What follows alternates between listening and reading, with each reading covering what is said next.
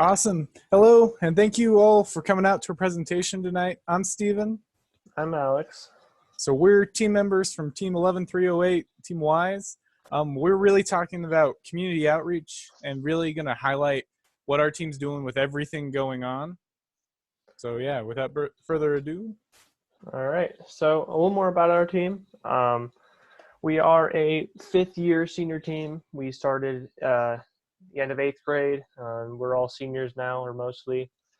And we're not affiliated with any schools. We're a community team, and hopefully we can give you some good ideas on how outreach looks for a community team or any team, really. So yeah, really, before we dive into it, we got to figure out what outreach is. Our team defines outreach as any event, opportunity, experience, really anything at all that involves your community around you. Whether it be sitting at a booth down in Denver at a convention to just sending emails back and forth with another team or a school or a mentor. Really, any bit of that is considered your community outreach and really should be documented and captured. So we have some of our examples of some of the outreach we've done over the last couple of years that we've really enjoyed. And we also will have some that we have done in COVID that we'll cover closer to the end. Okay, so one of our favorites from last year was the Hobby Expo and the Family Fest. These were two different expos and community events that we were asked to come demonstrate for. First asked us if we wanted to just make a booth and show off to kids and parents all the fun stuff you can do in first. We brought out demonstration robots, like a t-shirt shooter. We brought ping pong ball launchers. We brought out our robot and a mat so we can show off the competition a little bit. It was just a great way to show off engineering and first and all the fun stuff you can do. Another event we really enjoyed was Denver Energy Day. This is where a bunch of FTC teams came together to run STEM booths. There were a couple of FLL teams there. We actually met and got in contact with an FRC team, the Highlanders. And really, it's all about bridging the connections, not only between your teams, but getting all the kids, the community members who all walk around, really getting them engaged in not only STEM, but first, and really just having fun and getting to know people. This was a cool one. We got to meet like the FRC team. At our booth, we had an FLL coach come up and talk to us, and that was a way we could branch out, and it created future outreach opportunities for us. This was just a fun one. Mm-hmm. Another one we did last year was 9 News. So we were asked to come on the news and show off first in our robot on TV. It was really cool. It was just a regular school day where we took it off, and our team members met to just show off first and advertise for how it can help you in the future or just be a fun thing to do. Additionally, we really started to branch out and learn and meet with other teams. So we were able to tour FRC's, the Highlanders' actual workshop. So they have this giant lathe. They have all sorts of cool machining tools that we wouldn't necessarily have access to as an FTC team, that we learned and we got to sort of experience them with, and then really bridge that connection between the two teams. I think over this last weekend, we actually sent a member up to the Highlanders and they walked him through how to really build a part from design to completion that's going to be on our robot. So that was another great opportunity we got. Yeah. And then the last one we have here is an FLL state demonstration. We didn't even help volunteer at this one. This was just us coming, asking one of the main people who are helping orchestrate the competition if we could come and show off our t-shirt shooter that our team made. Mm-hmm. It was just cool to shoot t-shirts and have kids scream and have just get excited about robots and stuff. Mm-hmm. So our goal is to kind of build the steps that and have a foundation for other teams to be able to do these sort of events and pull them off successfully. So the first thing you got to do is you got to take a step back and you got to define your community. You have to really look at your team. You got to look at what teams are around you. What is your state doing? What is your city doing? Just sort of start to explore and define, meet people and make connections. One of the first and probably the best steps to go with from the beginning is just defining your team. Who's on your team? Who do they know? What sports are they in? On our team, we have swimmers. We have kids on 4-H teams. We have a club. We have kids in TSA, Boy Scouts. We have kids from several different schools that we can talk to. And just having our teammates and their different connections that they know can give your team a different, another way to branch out and get more opportunities. We have just having like TSA can give us opportunity to help them there. Boy Scouts has helped, us knowing Boy Scouts has helped us have demonstrations with them. It's just through your team is a great way to start with this.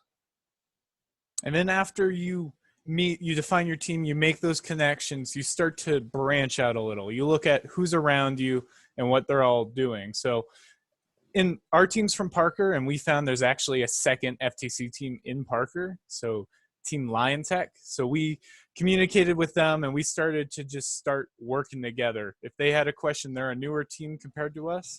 So if they had a question, they would send it our way. If we had a question, we send it their way. And really, we started to branch out. We know of other FLL teams in our city that we helped Lion Tech get in touch because there were too many for us to just do our team only. So they help mentor teams, we help mentor teams, and it's really that relationship of building up not only your team, but making all those connections with the local teams, branching farther and farther out. This can go further than just local teams. This is also just where you talk to people at competitions. Like, if you meet a team at a competition, you ask them for help on your programming, keep in touch. They'll be able to help you in the future. Maybe you'll be able to help them, and maybe you can meet up enough where you do a scrimmage or something. Mm-hmm. Just getting in contact with the first community because they also need your help for their outreach. So it's a great way to just have joint outreach. Mm-hmm. So next comes companies and fundraising, and this can come in a lot of different forms. As our second year as an FTC team, we ran into the issue where we had no more space for us. We outgrew our coach's kitchen, and we needed somewhere else to meet. So a couple of us went to a martial arts studio, and we branched out and asked if we could rent out a empty room on the weekend. And through that, we were just able to help our team, and that was something that outreach can help you with. It's not just fundraising.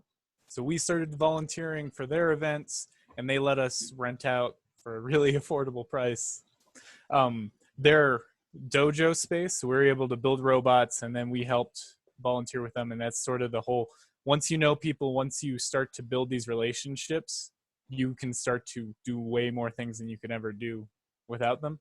Additionally, our team reaches out to a Lockheed Martin grant every year to try and add some more funds so our team can run better. Additionally, something our team strives for is teaching everyone on our team how to use CAD. So we reach out to SolidWorks every year and ask for licenses so that our team can run CAD, and CAD's pretty expensive. So really that reaching out and that asking for a grant really does help. And fundraising in any capacity is incredibly important for a team. And it's not only just outreach, which is always hopeful for a team. It's a way to pay for your parts. It's very important to have outreach because not all of this can be out of your pocket. So whatever outreach or fundraising you can get is always going to help you out. So after you really make these connections, you've met with these people, you're starting to get that sort of relationship going, you then start seeking opportunities. Now that they know you and you know them, you start asking, hey, do you need help with any of your events? Hey, do you want to go do a scrimmage? And really, you start to build events. So our team last year actually got to go and do a scrimmage with Lion Tech over at their school. And both of our robots went out there and they started falling apart because we were like 3 months into it. and really just helping each other like think through the engineering process, and both come out of it with better looking robots. So your probably most like common and main option for outreach is going to be volunteering. That means going to FTC tournaments, FLL tournaments, and maybe eventually FRC tournaments, and just helping run anything you can help with. This also goes for like just usual meetings. You can mentor an FLL team, which our team does a lot, and we can also help other teams with their stuff. It's just putting yourself out there in the most basic way, and I think it's important to put out there. Yeah, and volunteering your time, your energy, trying to help not only strengthen them, but strengthen your help. It really does help build that community.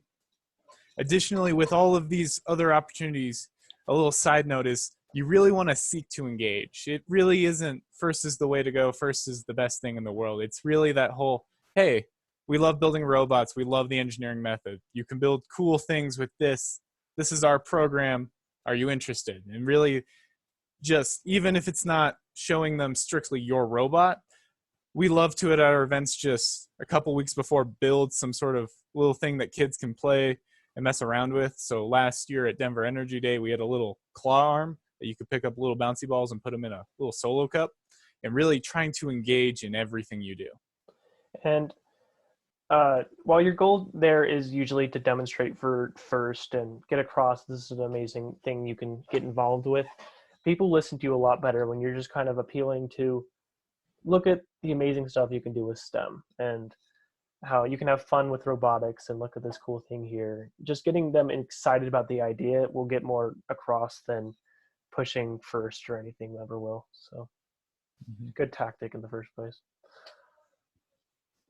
So next is getting involved with first teams. This has kind of been a good theme throughout the presentation, is just first teams all want outreach, and it helps everyone's team. So if you want outreach, maybe you can work together. That's FLL teams, that's FTC teams. Many times you'll find that at any big outreach thing, like I think it's Family Fest, you can't do it alone. So going with another team, or you reaching out to help them, or maybe eventually if you keep in contact with another team, they can reach out to you and ask if you want to help at this. And so just keep in contact with first teams whenever you meet them. And don't be afraid to try and set something up too. So last year, us and Lion Tech worked a lot. There was just a lot of things you had to get out there with two robots to see how the challenge really worked. So really that just, once you build those connections, making sure you utilize them. You can see in our presentation, we have a member of our team volunteering with an FLL team. You see us with Lion Tech. And the top right corner, that's actually us at Family Fest. And we're out there with Lion Tech and our team. We're just working to show off what cool things you can do with robots. So the next step in this all is to really seek feedback. This is a step that first teams don't really utilize enough. This is where you put what you're doing out there and you ask for support or help. So our team loves to work with other teams just when we do competitions. Hey, how do you think this went? How do you think that went? Presenting to mentors and alumni, just trying to get that feedback, that because you don't know everything, and any perspective that's given to you lends a little light to something you can learn. So really seeking feedback, not only of your members, but of other teams, of alumni, of mentors. And just asking for help helps in multiple ways. Like you're asking for, how well do you think we did? I love the way you did that with your robot, and keep talking about it when you talk to mentors and experts on the subject. It not only helps you make a better robot this year or the next, it also gives you a person you can talk to for future outreach opportunities. And I remember at our first tournament, our lead programmer actually went and kind of disappeared the whole day. And he was just going team to team and just asking for, hey, what cool thing did you do this year? And just learning as much as he could. And then coming back that second year, he just hit the ground running with so much more knowledge he gained from that. So when you reach out to experts and alumni, it doesn't have to be you contacting something you heard of randomly on the internet. The way you find these kind of people is just through your community. And so last year we presented to two experts in the field on how our CAD worked and how our robot was looking, but those were just two teachers from our school. That was the engineering teacher and the programming teacher. And just talking to them, learning about how our robot could have been better or worse was just a great experience for our team. And Yeah. with alumni, that's us at the Highlanders workshop, and that was just us meeting them at Energy Day. And that just gave us a great opportunity to see how the big stuff works. An FTC team is very similar to a FRC team. It's just that they have a lot more of a budget. So it was great to have the opportunity. Yeah. So with everything going on, our team kind of has to adapt in many different ways. So Yeah. Keep going, sorry. oh, it's all right. Our team has to do so many different infrastructure items, but outreach is still kind of that, even though we're not meeting in person, we're still trying to learn new members of our community, reaching out more and more. So, well, you can't exactly do stuff like Energy's Day and Family Fest this year, which stinks.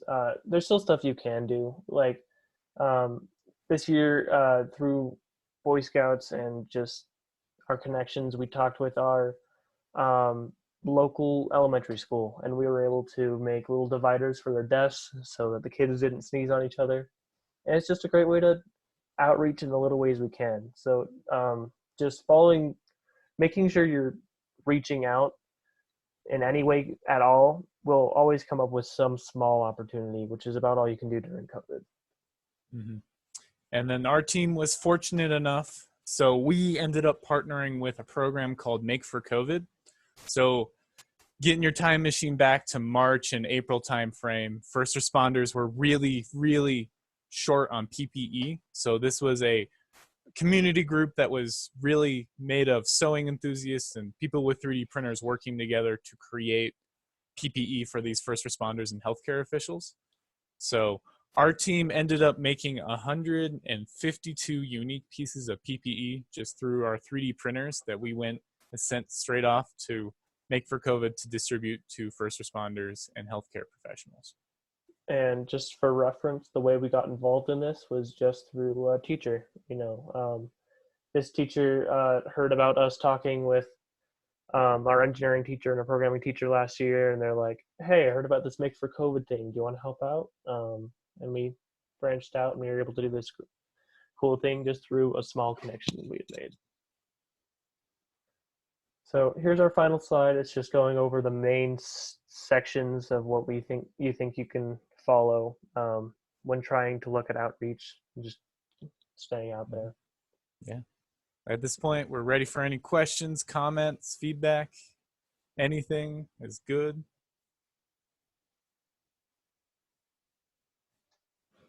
Okay, and don't be shy, folks. Remember, you can just unmute yourself and hop in. You don't need to put it in the chat. There's only, 12 of us or 13 of us on this call. When you unmute and you ask your question or give your feedback or tell your story from your team, maybe sort of tell us what team you're from so that we can get an idea kind of the community we have here on our call, okay? Yeah, so hey, this is Scott. I'm one of the mentors with 16253 Beast Robotics in Colorado Springs. So a question, how much of your outreach is student inspired versus kind of either mentor inspired or encouraged by the mentors? So for our team specifically, we take every opportunity we can come, whether that comes from a mentor reaching out to someone, whether that's a student bringing it forth.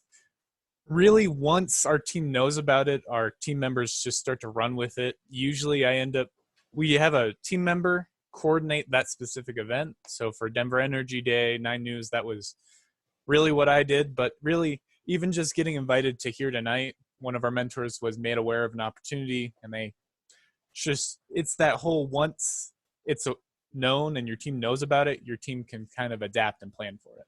It's great to have a suggestion from a mentor. Like, we probably would never have reached out to SolidWorks or Lockheed if it weren't for our mentors who already knew about reaching out.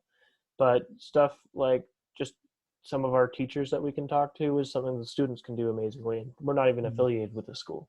Yeah, it's that take everything you can and just do the best you can, whether that comes from a mentor, an outreach, a team member itself. Once your team knows about it, just trying to accomplish it is your main goal. And luckily enough with FIRST, it's pretty easy to talk with other FIRST teams as a team member. So it's a great way for first year, second years to get started on their outreach, is just talking to small people they meet at competitions. So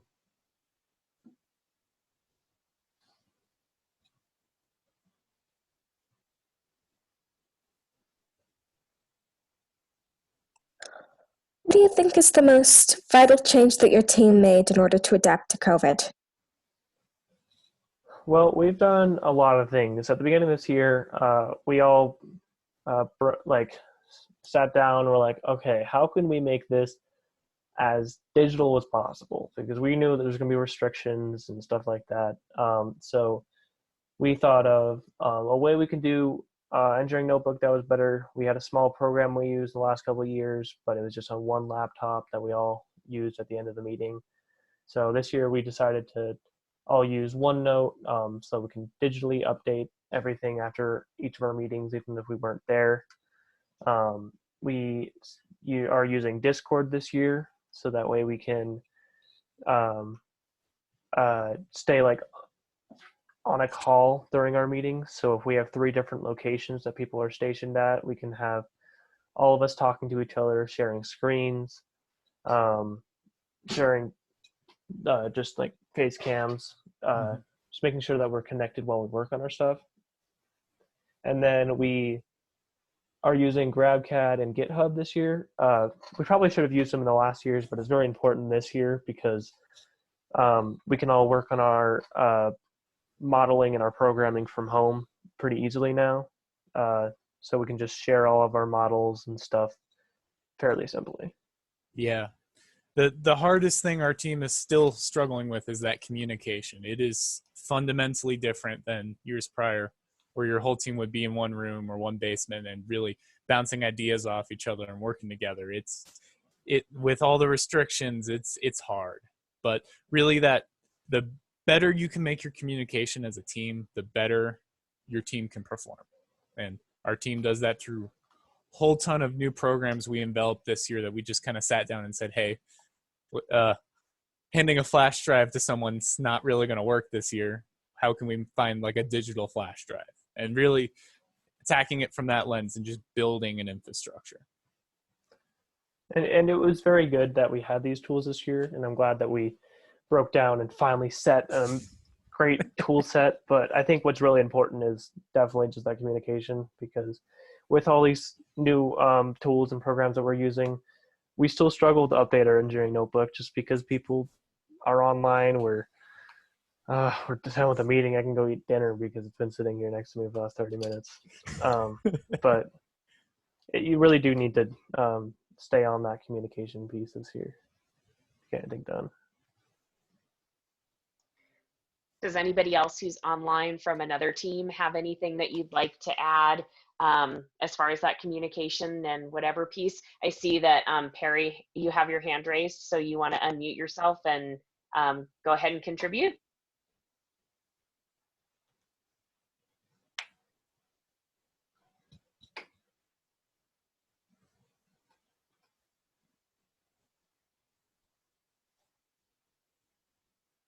Or she might have stepped away from her computer. There we go. Perry, Sorry. you got it? Okay. I'm on my phone, so it's a little different.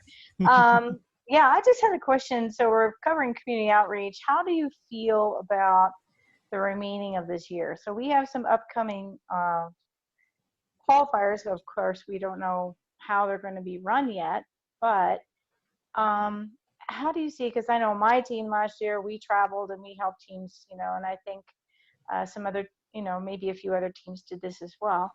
How do you see trying to, work through this COVID situation that we're in for the remaining of the year?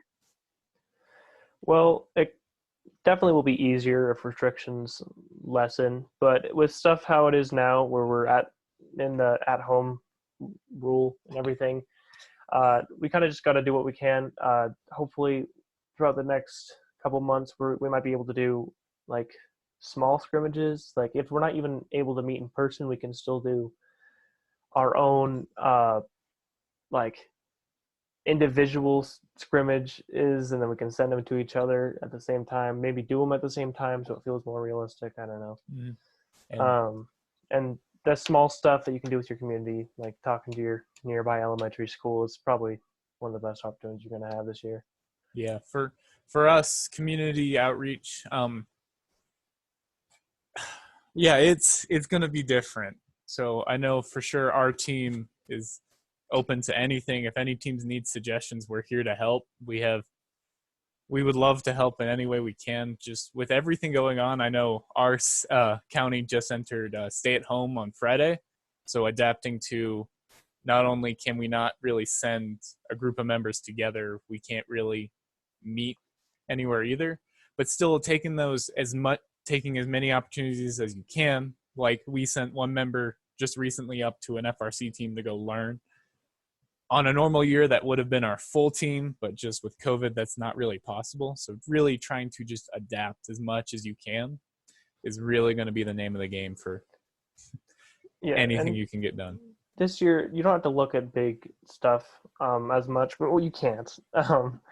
Energy Day isn't going to happen, or Family Fest or anything. But outreach still just means talking to your community. If you have another team that you can talk to and help teach or learn from, that's still a form of outreach that you can do and help yourself and your team with.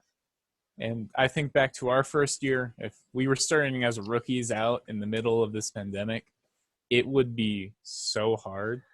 And it's that whole looking for, as we're older teams, looking for any of those younger teams that need any sort of help. Just with everything going on, it's rough. Okay, that was where I was hoping you could get to. So yes, you guys, the veterans that are on the team right now, you guys need to be reaching out to the rookie teams. They've never been to a competition. I remember all the different problems we ran into first on, and trying to figure out how to reach out to them and how to communicate is going to be key this year for community outreach. So I would inspire you all to kind of think outside the box.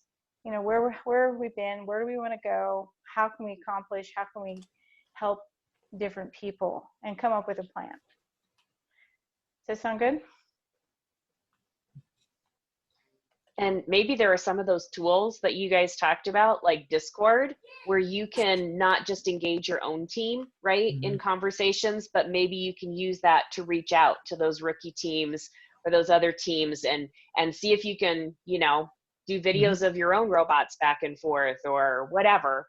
Use those same tools that you use with your team, but with other teams as well. Does that make sense too?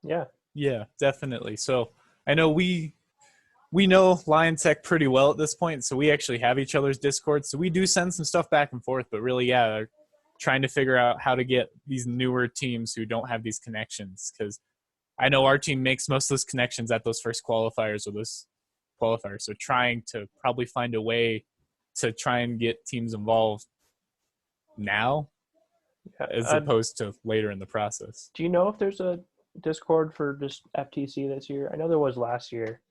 But I haven't heard much about one this year, so maybe we can have whoever's on this call try that maybe. I do know that there's a Colorado First Discord that is still up and running, although it's pretty quiet at the moment, but there are a lot of people on there. I know that our team, we're one of the more experienced teams, we're on there just on Discord pretty regularly. I don't know, YISE, are you guys on there? We are. Yeah, it's been quiet this year. I don't know if notifications are on for that one, actually. Just it's been so quiet this year. I know there was which is a shame.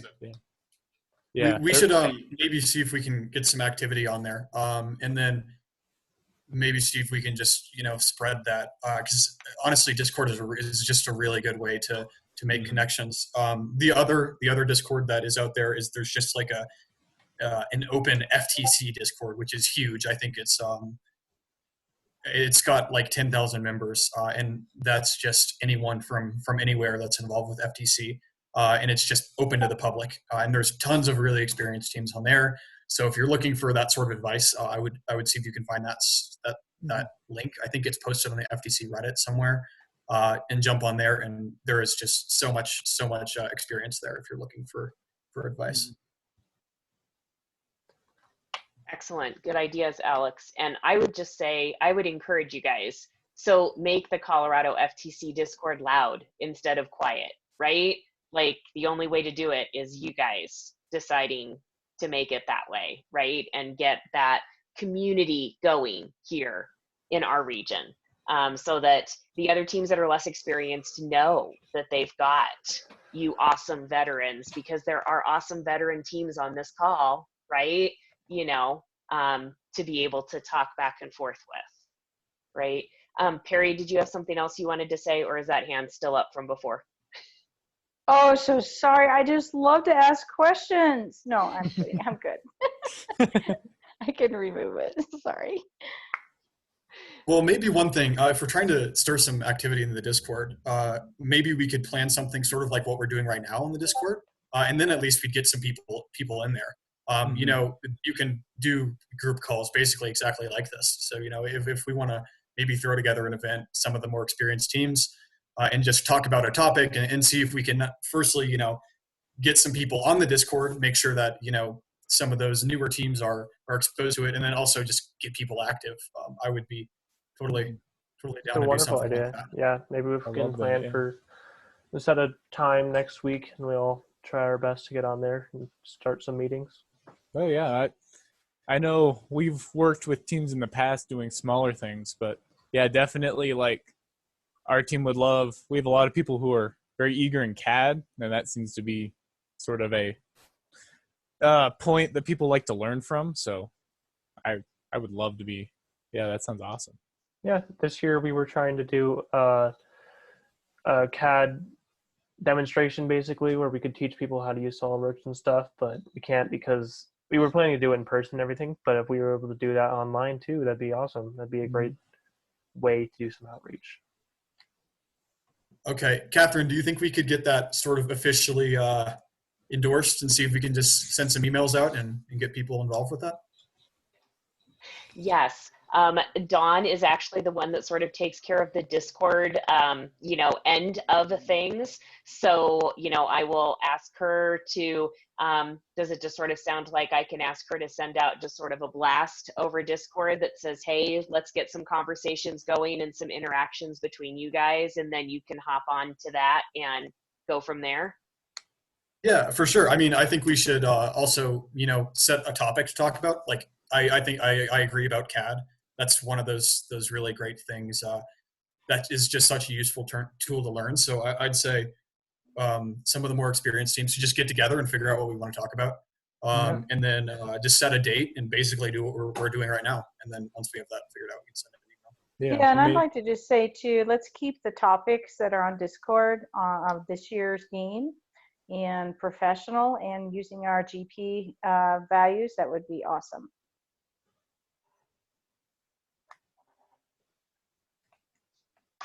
Right. That's always what we're all about, right? In first. And so that's a fabulous thing to have as our umbrella all the time. Yeah. Definitely. Okay, awesome. So we've got one goal. We're good with that. Anybody else have either questions or success stories of outreach things from your team's past, or things that you're looking forward to doing maybe when we have a brave new world on the other side of this tunnel, or anything else that you want to contribute conversationally? Sure. I don't want to dominate the call here, but I would actually love to ask YISE sort of what their advice for our team would be, because we're in a sort of unique situation for outreach because we're sort of a rural team. We're out in western Colorado in the mountains, and as a team, it's a bit difficult for us to do outreach because we're really small. We're 4 kids, and we're very technically focused, but also very experienced. And so my question for YISE would be, well, 2 things. Firstly, are you guys believers in the idea of sort of like the diversity of outreach? Do you think that that's what we should be trying to achieve? Or would it be better for us to pursue maybe one thing more deeply and try to really impact first in one way? I guess is my first question. And then my second question is, since we're out here a bit further away, what sort of opportunities would you suggest we look for to do outreach? For your first question, I would say as a team, we always focus on the diverse stuff. We've never focused in on one specific way of doing it.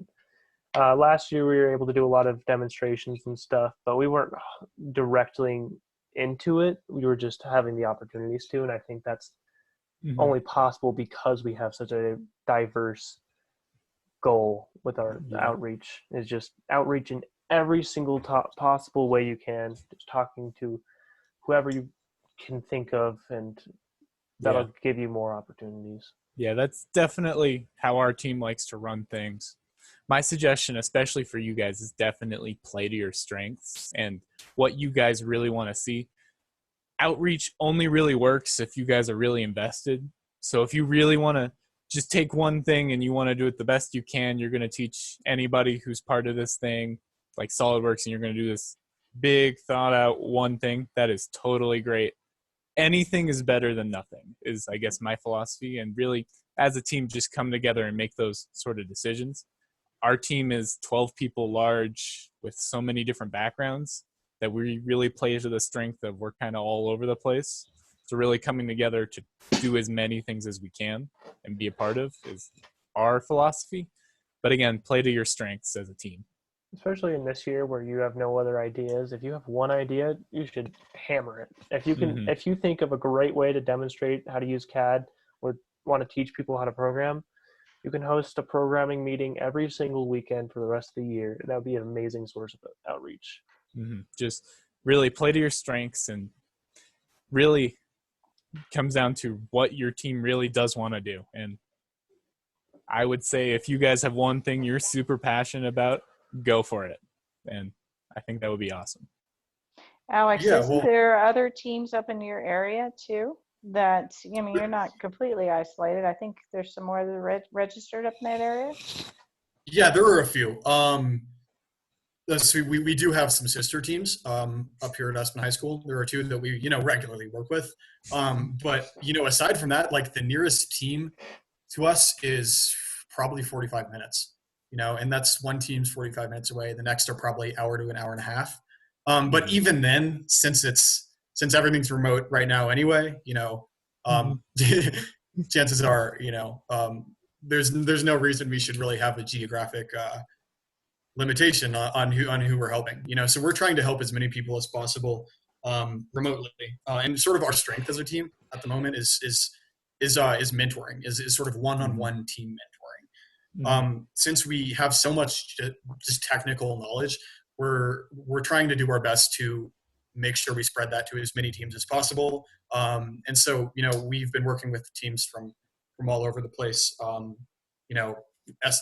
Some teams on the East Coast, some teams on the West Coast, and really actually all over the country, just trying to spread our technical knowledge.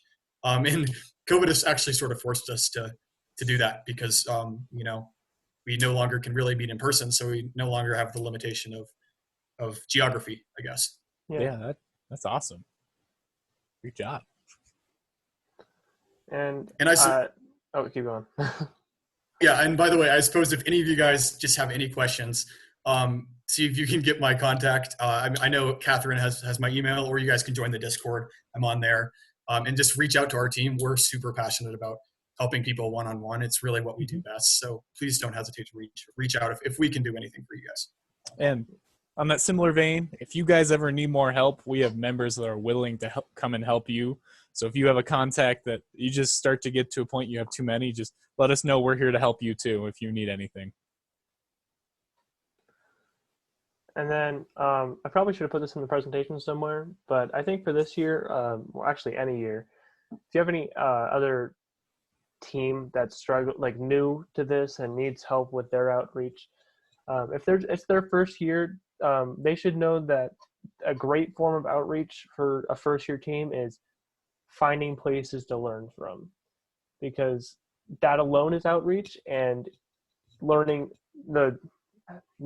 to learn from others will help you in the future teach others, and that's another form of outreach. So any team that's struggling right now, if they're new or anything, and if they can find any source of contact or anywhere to learn from, that is a great place to start for them.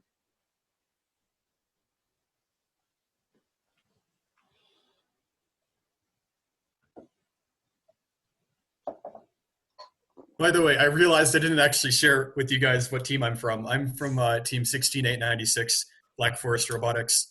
We're a team up in Aspen. Yep. And yeah, we competed in a few events and had a great year last year. And, like I said, we're really a technical team. So if you have any technical questions, we're a good person to ask. Otherwise, if you have outreach questions, YISE is probably your go-to. Mm-hmm. Okay, don't be shy, guys. What else is on your minds? What else do you want to talk about? Use this as a connection time, right? Because this is one of the hard things this year, is that we don't get to see each other very much. And so as much as we all love the screen connection, it's what we have to deal with now, right? So use this time to reach out to people on other teams and ask any questions that you want to, or like I said, please share your own success stories as well.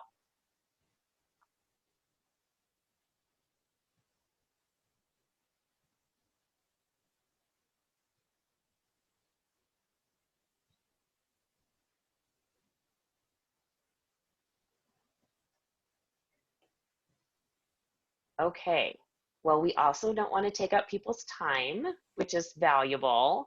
So maybe YISE, do you have an email address for your team or anything? If anybody has any questions, maybe you could throw that into the chat, and then they can contact you that way with any follow-up questions. And while they're doing that, please feel free to unmute yourself and ask any lingering questions that you guys have on your end. I'm just going to do a little public service announcement that next month's First Tech Challenge conversation will be about the judging session. And so that will be with our judge advisor, our regional judge advisor, Jacob Cohen. And that registration link has already been publicized out there, but anybody who needs that can certainly ask me for that. programs@coloradofirst.org, which is the same email that you got this particular link from, and I'll stick that in the chat too. And that is on Monday, December 1st. Monday, December 7th at 7 o'clock for our next conversation on this platform. Okay. And we do have YISE's team email address in the chat as well for anybody who would like to note that down. I really, really appreciate everything that YISE did to put together their community outreach presentation. That was really a fabulous overview of all the different options that are out there, and great treatment of that subject, gentlemen. So thank you for that. And thank you for everybody that came and attended our conversation tonight. We want to continue to see these conversations grow, and I would love to see it grow on the other platform of Discord as well, because that's our goal in Colorado, is to really create this community of FTC teams and FIRST teams, so that you have each other to be stronger together with. Okay, YISE, do you have anything else that you want to add or wrap up with? Not really. No, I think you pretty much said it. We're Okay. here. If you have any outreach questions or needs, we're here for you. Okay, I'm going to stop.